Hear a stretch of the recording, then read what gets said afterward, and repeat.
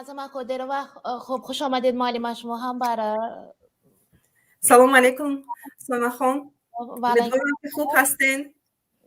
بله تشکر، خدا را شکر. بسیار خرسندم که شما رو دیده ایستادم، صدای شما رو شنیدم، گرچنده که ما رو تکلیف کرده بودین لیکن توانستم فرصت پیدا کرده. برنامه موضوع خیلی موضوع جالب است. اوید معاشرت اگر خطا نکنم. خب اوید معاشرت اگر در اصل گیری در فرهنگ مردم تاجیکی ما نخستین افکار و اخلاق درباره آداب معاشرت درست با معاشرت داشته میرسد. چنانچه که پیشتر هم چیزی که ابوعلی ابن سینا گفته بودند، اول چی باید باشد؟ اخلاق انسان نه اون که مادرزاد هست بلکه بعداً این کسبی می شود، فطری هم می شود. این کسبی باید شود. معاشرت پسیخولوژی، معاشرت پداگوژی، معاشرت بین همکسبان، در عموم معاشرت این یعنی که آداب و اخلاق، یعنی که رفتار انسان رو نشون می‌دهد، زیبایی انسان رو نشون می‌دهد. من چنین فهمیش دارم. لیکن متاسفانه عین حال ما بسیار نه تنها عین حال سالهای اخیر ما مشاهده کرده ایستادیم معاشرت بین جوانان ما، بین مردم ما بین خود چطور معاشرت میکنن، با سخنهای قبیح، با دشنامهای قبیح. نمیشود که یگان سخنی آنها اساسا این در بین جوانان میباشد. نمیشود که یگان سخنی آنها به دشنام و به قبیح به گوش مردم رسد. این خیلی گوش خراش هست، این خیلی نگران کننده است. ما در چیزی که شما برنامه میبرید من هم برنامه خود رو میبرم، بسیار مشاهده میکنیم چنین حالت ها رو. متاسفانه چنین هست. حتی اگر خطا نکنم حقوقی است همین در بله برنامه من حقوقی است. برنامه ادوکات معظم قادری در من هم از فرصت استفاده برده از برنامه شما مردم رو تکلیف میکنم، زیرا شما بینندگانی زیاد دارین. اگر خواهید که مصلحت‌های حقوقی گیرین میتونین به کانال من ابونه شوین، برنامه شما وارد شوند. خب معلم آنقدر در قباحت سخن مردم عادت کرده رفته که حتی از خیلی از بزرگان سمت ادبیات و دیگر سمت ها هم همین حالت مشاهده می شود. آیا بر شما شکایت هم میکنند که نفر نسبت آنها تحقیر کرده، آنها را پست زده است، انسانیتشان را تحقیر کرده می شود؟ آیا یا دیگر مردم تماما عادت کرده رفتند؟ عادت می شود. این رو ببینید قانون هم هست که هر نفری که نفر دیگر را حقارت میکند، تحقیر، طعنه میزند، تهمت میکند، یگان مجازات هست؟ مجازات هست، البته مجازات هست، لیکن خیلی اینجا هم نگران کننده است. پس زدن شأن و شرف انسان هست. جزا خیلی سبک هست، جزا خیلی سبک هست با جریمه بسیار وقت. من اگر میخواستم نسبت همین حال سخت‌تر، جرم سخت‌تر میدیدن، جزا رو سخت‌تر پیش بینی میکردن. این شاید که همین یگان تاثیر رساند بود. لیکن این رو ببینید که اون در عموم از قدیم و ایام آمده است، از نیوگون قدیم نیوگون آمده است که شعار ما پندار نیک گفتار نیک می باشد، درست کردار نیک می باشد. لیکن متاسفانه مردم ما از خاطر برآوردن چه سبب باشد من خود درک کردن نمیتونم. برای این خیلی خیلی مشکل است. هنوز در اوستا بود، هنوز در اوستا بود، هنوز در زمان حکمرانی کوروش کبیر میان مردم خیلی چی گسترده بود. یک جمله بله بهترین درست گفتید معلم. شما اجازه میدید که در همین بابت الهام جان یعقوبوف هم حرف زنند، بعداً با صحبت میکنم. بله خوش آمدید معلم بر برنامه ما پرنده های مهاجر. تشکر زیاد. السلام علیکم خواهران عزیز، برادران گرامی، تماشابینان ارجمند، بخصوص معلم عزیزمان معظم خان قادری رو خیلی خرسند شدیم هم خودشون دیدیم در یک افیر آنلاینی با هم در یک استودیو صحبت میکنیم. خیلی خوش شدم با دیدن شما، با دیدن این خواهر عزیز، با شنیدن اون معلم عزیز که خیلی از قرآن و از حدیث ها گفتن. خیلی واقعا یک دنیا فن گرفتیم، نصیحت گرفتیم. من عرض تشکر میکنم. خداوند اینها رو در پناهش نگهدار باشد و همیشه بالای سری و نصیحتگر و انشالله آبادگر ما باشند. واقعا این روز شما یک مسئله خیلی خیلی جدی رو مطرح کرده استودید و خیلی خوب میشد که بسیاری مردم از این استفاده میبردند و صحبت ها رو گوش میکردند.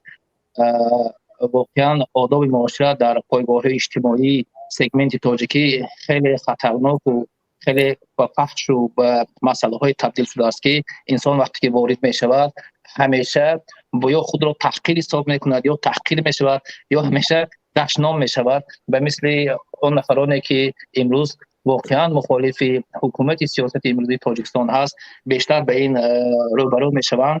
ولی چون اینجا بسیار بخشای مهم گفته شد و اون چیزی که نگفتند من میخوام بگویم پایگاه اجتماعی سگمنت تاجیکی چی را نشان میدهد وقتی که شما به این فیسبوک یا به هر پایگاه های اجتماعی که سگمنت تاجیکی هست وارد میشوید و تحقیر و تشنام اون اخلاق و آداب معاشرت نگاه میکنید این چهره و محیط جامعه امروزی تاجیک را نشان میدهد. میفهمید یعنی که وقتی که اون محیطی که در تاجیکستان در داخل تاجیکستان هست همون تقریبا کوچیده است به پایگاه های اجتماعی تاجیکستان. شما ببینید در مکتب ها تحقیر هست دشنام است طلبه ها معلم رو حقارت میکنند معلمه ها رو حقارت میکنند در مارشروت و اتوبوس ها همیشه ما شاهد آن هستیم یا نوارش رو میبینیم یا در وسایل اخباری عامه آن منتشر می شود. ما میبینیم که در مارشروت‌ها در اتوبوس‌ها در مکتب‌ها در بنگاه‌های طبی در کوچه‌ها خواهرها رو حقارت میکنند دشنام میدن با الفاظ قبیح حرف میزنند یعنی که این سگمنت تاجیکی فیسبوک تاجیکی چهره و محیط امروزی جامعه تاجیک را نشان میدهد. وقتی که حکومت امروزی جمهوری تاجیکستان جشن کدو جشن کارتوشکا جشن پیاز و پیشکی برگزار میکند و این جشن‌ها را از عیدهای رمضان و قربان از عیدهای بهترین ما بالاتر میگذارد چرا ما باید انتظار شویم؟ واقعا محیط ما جامعه ما به همین چیز تبدیل شده است که امروز روینامه این را چهره این را ما در پایگاه اجتماعی خواهیم دید و افسوس که همین طور شده است که ما سالهای اخیر حتی بیش از این سالهای اخیر که میگم 10 سالها ملت ما چون من در اکثریت میگویم مثل یک ملت توده ها فکر میکنیم نه مثل یک ملت تاجیک ملت برومند تاجیک یا ملت فارس ما همچون یک ملت هم تشکل نیافتیم که امروز همین واقعیت رو چیزی که من بازم گفتم در همین پایگاه اجتماعی دیده میشود. مثال روشن شما میتونم بگویم که امروز وقتی که همین چند روز اخیر مثالی که دور نمیرویم وقتی که رهبر پیمان ملی تاجیکستان وقتی درباره روشنفکران درباره زیان فکر شخصی خودشون رو گفتن نگاه کنید در همین فیسبوک تاجیکی آن روشنفکران آن زیایانی که خود را روشنفکر میگفت یکی شعرنویس است و یکی داستان نویس است و یکی کتاب نویس است و یکی در مرکزهای استراتژی کار میکند و یکی در حکومت و دولت کار میکند چگونه با الفاظ قبیح صحبت میکنند با حرفهای قبیح ترین آنها رو به خودشان اجازه دادند که این حرفا رو بگویند. واقعا وقتی که اون نفرانی که خود را زیایی میدونن روشنفکر میکنن و واقعا ما هم اعتراف میکنیم دانشمند هستند باسواد هستند کتاب نویس هستند در مرکزهای خوب تحصیل کردند یا در مرکزهای خوب کار و فعالیت میکنند ولی وقتی که یک طرف رو قبول ندارند یا یک طرف رو خوب نقد میبینند اگر بگوییم ولی فکر آن را قبول ندارند چگونه با یک الفاظ قبیح صحبت میکنند دشنام میدهند که این را واقعا وقتی یک کس میبیند فکر میکند که واقعا ملت تاجیک همچون ملت تشکل نیافته است تا امروز واقعا هم زیایان ما هم روشنفکران ما این در عموم میگم آن شخصیت ها افرادهایی که واقعا زیایی هستند مثل برزو عبدالرزاقوف مثل استاد عبدالقادر مثل دیگر نفرایی که با آنها یک شخصیت ها هستند آنها کم شمور هستند آنها نفرایی که علایده هستند من در عموم میگویم برای همین حرفای ما در عموم نوشته شده شود ملت ما افسوس که همچون توده فکر میکند و واقعا این مثال ها رو گفتم و ما چند سال پیشتر حتی در پیمان ملی تاجیکستان که خود یک نفر از پیمان ملی تاجیکستان هستم اون 2 سال پیشتر بود شاید عضو شورای پیمان ملی تاجیکستان میخوام در اینجا این چیز بگویم روشن تیموریان استاد روشن تیموریان که خیلی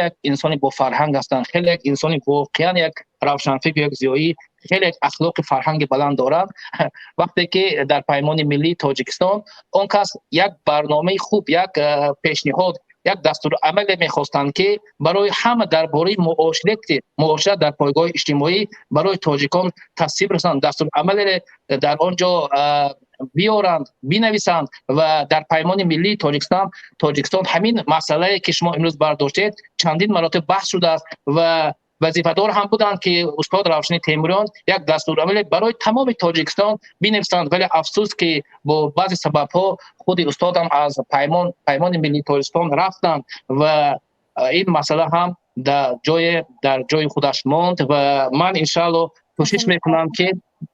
کوشش میکنم که واقعا در حرکت‌های سیاسی، در حرکت‌های فرهنگی، در حرکت‌های اجتماعی که در امروزی تاجیکستان چه در داخل چه در خارج کشور هست، باز یک بار دیگر با آنها هم تاکید کنم و تذکر دهم که در بین خود یک دستورالعمل باید باشد و برای مردم یک دستورالعمل هم برای این موضوعی که شما امروز گفتید دستورالعمل از جانب خودی، اگر از جانب خود حکومت هم شود خیلی خوب میشد که مردم امروز باید بداند. واقعا در اینجا معلم معظمه خیلی حرف خوب هم گفتن که ملت تاجیک ما از خردی با یک فرهنگ بزرگ کلام می شود. حتی اینجا مثالی که از سخن ابوعلی ابن سینا هم آوردن و کمی من دیگر شکل هم گفتم میتونم که وقتی که به نزد ابوعلی ابن سینا یک کودکی که یک ساله بود یا چند ساله بود، خیلی کودک بود، میگویند که از ابوعلی سینا من چگونه این کودکم را تربیت کنم، میگوید که این کودک چند ساله شده است، من در یادم نیست ولی در عموم میگویم خوب یک ساله شده یا 6 ماه بود، به فکرم 6 ماه شده است، میگوید که شما 6 ماه دیر کردید. برای همین ملت ما چنین مثلا شعور دارد، ملت ما چنین پندها دارد، چنین نصیحت ها دارد. واقعا ما کودک رو از همان که نوزاد شد بیشتر میدونم که پندهای حتی خوب رو همچون جای الله پندهای خوب رو میمانند، قرآن میمانند، حدیث میمانند و یک چیزهایی که غزلهای خوب میمانند که از همین کودک از همین خردسالیش باید این به غزلها، به آیاتها، به حدیثها شناس باید باشد. برای همین ملت ما باید همچون یک ملت فکر داشته باشد، نه توده ها. فرهنگ ما باید سلامت باشید، سربلند باشید. اگر هر چی که انشالله سوال شد یا یک فکری دیگر شد انشالله و البته چند فکرهای دیگر هم دارم انشالله شاید که در دوام برنامه البته بله اینجا یک انگیزه دیگر در بابت همین برنامه شما دادید بر من. انگیزه این است که گفتید همان ایدی کدو و ایدی کارتوشکا و بیخیش را من گفتم این یک باز ایده شد برایشان. خب امروز یک چند نفر وارد شدن در شبکه فیسبوک به من گفتن روز پرزیدنت مبارک باشد. خب در روز پرزیدنت باید چی تهنیت ها کرده باشن بر یک دیگر؟ چی تبریکات این است که روز پرزیدنت مبارک؟ خب میشد روز خوشکلامی مبارک باشد، روز مهربانی مبارک باشد، روز قدرشناسی بزرگان مبارک باشد میگفتند، به جای آنکه یک روز معین را روز پرزیدنت اعلان کرده باز آن را تبریک و مبارک باد گویند یک دیگر را. بابت عید و ایام های وطن گفتن. خب قبل از آن که نفر خواهش بر سوال من جواب گفتن پیدا کنن من سوال را مطرح کردنی هستم. خب از برچونین حالت آورده ماندن جمعیت امروز چی فایده باشد که یگان سر از سروران بالا نمی شود و نمی گوید که این چه حال است در شبکه های اجتماعی، این چه حال است در جامعه نه فقط مجازی، در جامعه مادی هم این چه حالت است، به کدام حالت آمده رسیدیم، چرا کسی سر بالا نمی کند؟ مقصد چی باشد از به همین حالت آورده ماندن جامعه؟ که جواب میگوید؟ معلم شاید شما جواب دارید؟ سایما خانم من چون فکر دارم نسبت این حالت برای چی مردم را تا این درجه آورده رسوندن. این البته که برای شخصان منصبدار میگوییم، شخصان منصبدار این خیلی موافق است. چقدر مردم ترسو باشن، چقدر مردم بین خود معاشرتی خوب نداشته باشن، چقدر مردم سر بلند کردن نتوانن، حرف گپ زدن نتوانن، برای اون همین قدر خوب است. یعنی که با انسان‌هایی که موضوع ما اوید معاشرت هست، انسان‌هایی که معاشرتی خوب دارن، عقل و فراست خوب دارن، یعنی که ترسو نیستن، حرف خود رو برو گفته میتوانند، برای اونها چنین انسان‌ها لازم نیست، اصلا لازم نیست. فکر و نظری من چنین هست. بله اصلا بعدن یک حالت فطری انسان که اگر یگان در حقیقت زیایی باشد و تحقیر از نفر دیگر میشنود در تا مغز استخوانش تاثیر میگذارد و معلوم میکند او را روحاً میشکند. دیگر نفرانی هستند که حقارت مثال یک غذای هر روزهشان که یکی بالاتر آید در حقارت و بیشتر حقارت داند باب کرده هم گفته خرسند هم می شود، اما این بر زیایان تماما آنها را شکسته روح افتاده از جامعه دل مانده می کند که دیگر فعالیت خود را گم می کنند.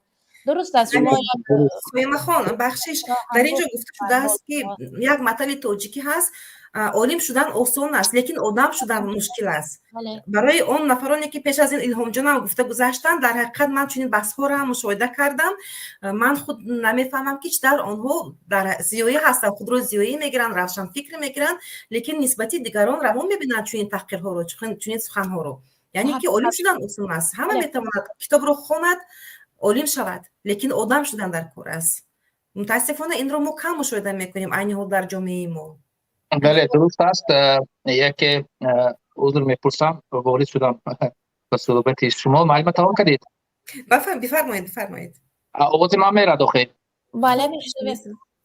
واقعا اینجا یک سبب اساس شما معلومه گفتن من هم طرفدار هستم و واقعا هم درست است که امروز خود رهبریت کشور بیشتری که مسئولین دولتی هستند نمیخواهند که مردم واقعا باثبات شوند، نمیخواهند که مردم از حقوق خود باخبر شوند، از حقوق خواندن، از حقوق خود را دفاع کردن، از حقوق مثلا لباس پوشیدن آنها باخبر نشوند که واقعا معلومه اینجا خوب گفتند. و یک مثال دیگر هم سبب دیگر اساسی در اینجا است که در فیسبوک های سگمنت تاجیکی ما بیشتر خود همین حکومتداران مسئولین دولتی بخصوص مقامات های قدرتی وارد این میشوند با همون نام های فیکی یا مستعاری که واقعا آنها بیشتر دشنام میدهند و محیط سگمنت اجتماعی رو به یک محیط دشنام و تحقیر تبدیل دادند که سبب اساسیش من در آن میبینم که مردم عادت کند به تحقیر،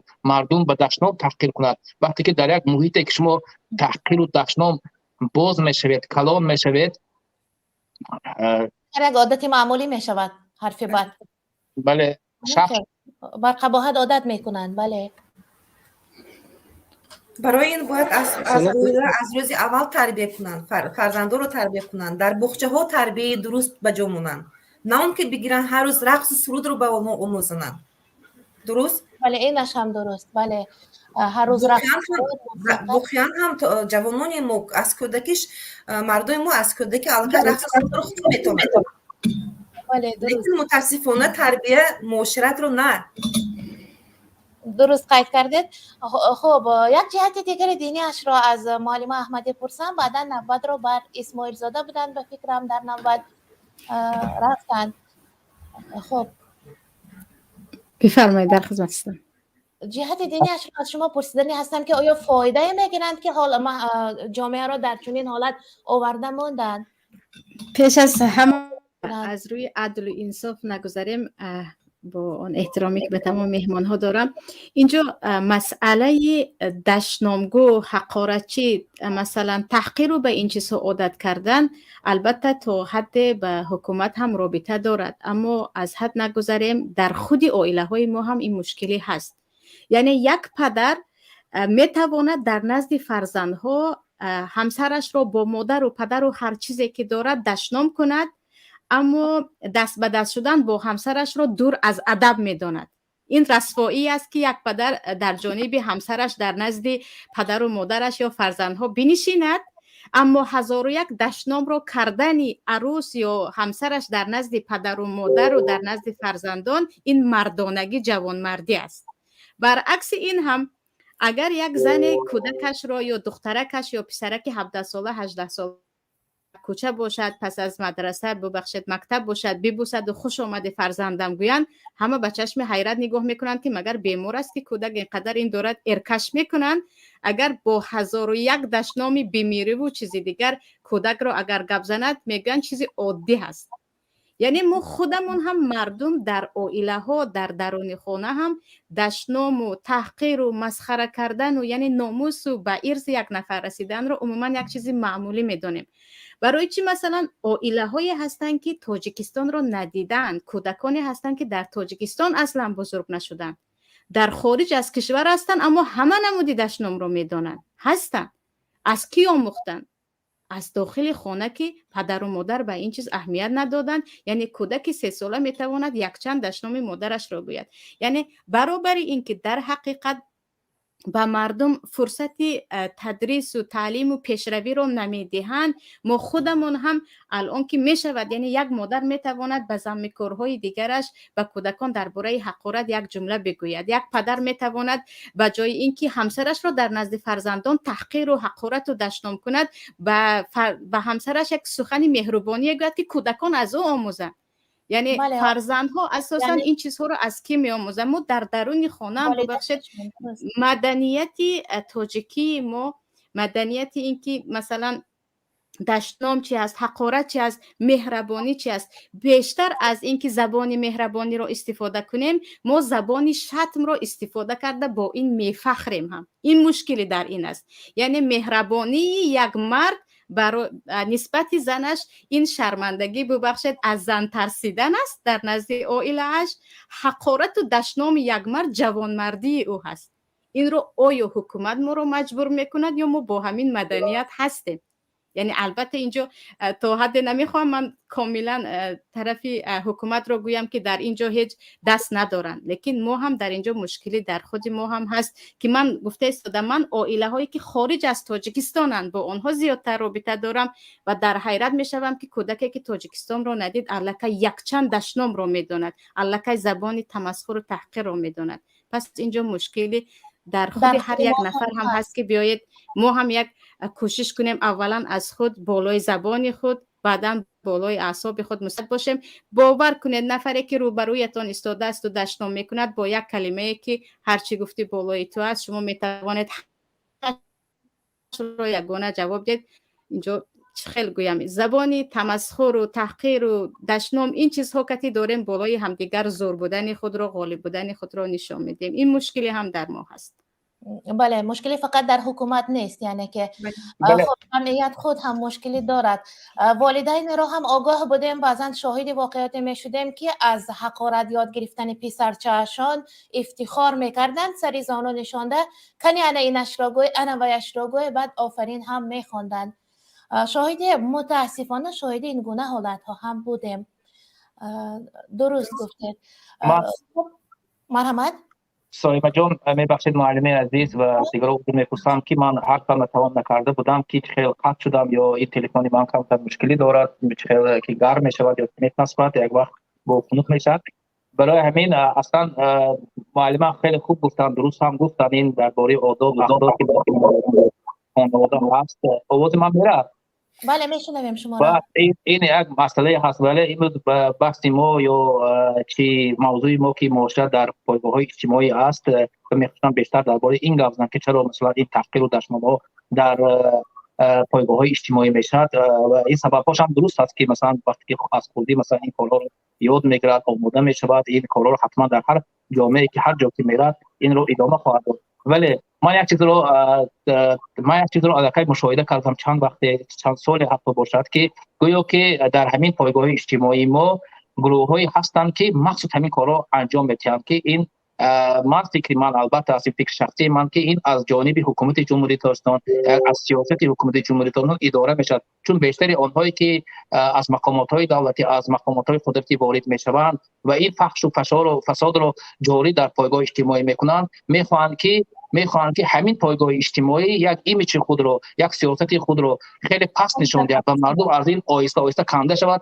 تا حرف حق رو از این پایگاه اجتماعی که ما استفاده میبریم و مردم میخواهد که یگانه رسانه یگانه چیزی که مردم حقیقت رو در اینجا میگوید و مینویسد میخواهد که مردم رو از این پراکنده کند و امروز همین برنامه رو من تقریبا اگر 100% هم نگم 90% من باور دارم باور دارم که چون یک سیاست در همین پایگاه اجتماعی جاری کردن که مردم پراکنده شود، مردم وارد این نشود، مردم از این دهشت‌ها و تحقیرها بیزار شود و خود را کناره‌گیری کند و بیشتری که در اینجا واقعا دیندارها اصلا مخالف امروز حکومت جمهوری اسلامی اگر گوییم بیشترش مخالفان دینداران هستند، اگرچند که دیگرها هم مخالف هستند و بیزار از این دشنام و تحقیرها هستند و وقتی که این تحقیر و دشنام‌ها را میشنوند آنها فکر میکنند درست است. بله برای همین این یک با یک برنامه راه اندازی شده است و برای همین طریق برنامه شما خواهش میکنم و درخواست هم از آن تمام مردم از ملت تاجیک درخواست میکنم که هر کسی که تحقیر میکند دشنام میکند نسبت شما با یک مناسبت خوب با آنها معامله کنید و اگر میتوانید از آنها دور شوید ولی مقصد و مرام انجام دهید. بله شاید یک انسانیت در آنها بیدار کرده شود اگر مناسبت خوب بر دشنام‌هایشان کنیم. بله برای آنکه ما هر روز با همین چیز روبرو میشویم و بیشتری که آن نام‌هایی که با مستعار این دشنامه‌ها رو می‌نویسند باور کنید آنها 90% آنها در مقامات‌های قدرتی کار می‌کنند، در مسئولیت دولتی دارند و وظیفه اساسی آنها این است که مردم به من شما و آنهایی که فعالیت در پایگاه اجتماعی دارند با آنها باور نکنند و ببینید چگونه فعالهای جامعه شهروندی یا فعالان پایگاه اجتماعی را چگونه تحقیر میکنند، چگونه نسبت آنها دشنام میکنند، چگونه تهمت میکنند. این تنها به خاطر آن است که مردم گویا که باور کنند و مردم از آنها دلسرد شود و این یک برنامه که گفتم این یک برنامه که راه اندازی شده است و سبب دومش اینها فکر میکنند که واقعا یک فیسبوک رو پایگاه اجتماعی رو به این دشنام فحش و فساد تبدیل میدهند. مردم در این محیط وقتی که 1 سال و 2 سال میایستد مثل همون خودشون میشود.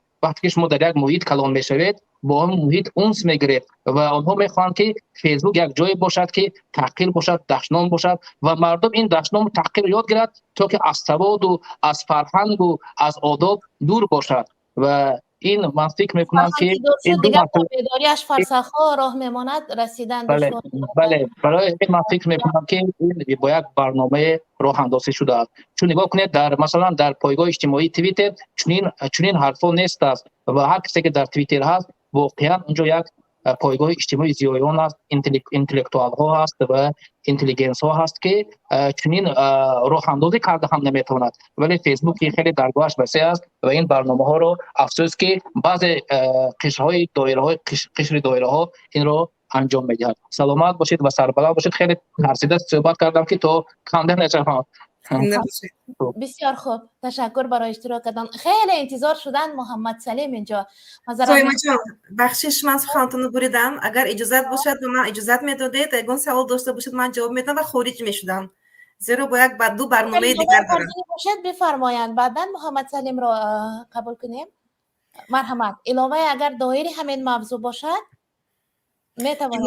علاوه چی گفتم میتونم من نسبت مردم خودداری نمایان از تحقیر از دشنام و اساسا نسبت مادران، چون که رول مادر در این بسیار دیده می شود. مادر تربیت میکند، البته گرد و اطراف هم دخالت میکند از بیرون، لیکن مادران تربیت کنند فرزندان خود رو بیشتر از تحقیر از دشنام باید نگاه دارن. همین رو توصیه کرده میتونم. و معلم عزیز نفری که دشنام بر کسی میدهد از روی قانون چقدر مجازات تعیین شده؟ یگان روزه که چند داخل حبسخانه باشد یا نه؟ حالا مشاهده کرده ایستادیم که 5 روز کرده ایستادن، 5 روز از آزادی محروم کرده ایستادن، لیکن خیلی کم است اساساً با جریمه. یگان سند قانونی دارد مثلا از روی حقوق فلان ماده برای تحقیر چقدر روز باید یا فقط جریمه است در قانون؟ نه در قانون هست واقعا ماده آمده است، لیکن پس کردن شان و شرف میشد بسیارتر با همین ماده دیده میبراین، لیکن خیلی کم است. توسط شبکه اجتماعی هم اونجا در قانون گفته شده مثلا طریق شبکه اجتماعی یک نفر میبراید نفر دیگر را سخت تهمت میکند در جاده های فحش و فجور مثلا نسبت او یگان جزا پیش بینی شده کرده میشود؟ البته کرده میشود، لیکن مردم ما کم مراجعت میکنن این مسئله رو مراجعت اصلا نمیدونن، حقوق خود رو نمیدونن، باید حقوق خود رو دونن مراجعت کنن. بله درست. خب بله درست در کردم جواب شما را. بهترین بود معلمه برای اشتراک. بسیار زنده تشکر. باشین، در پناه خداوند باشین تا آخری آینده. خب من بعد در برنامه ها نیز انتظار هستیم.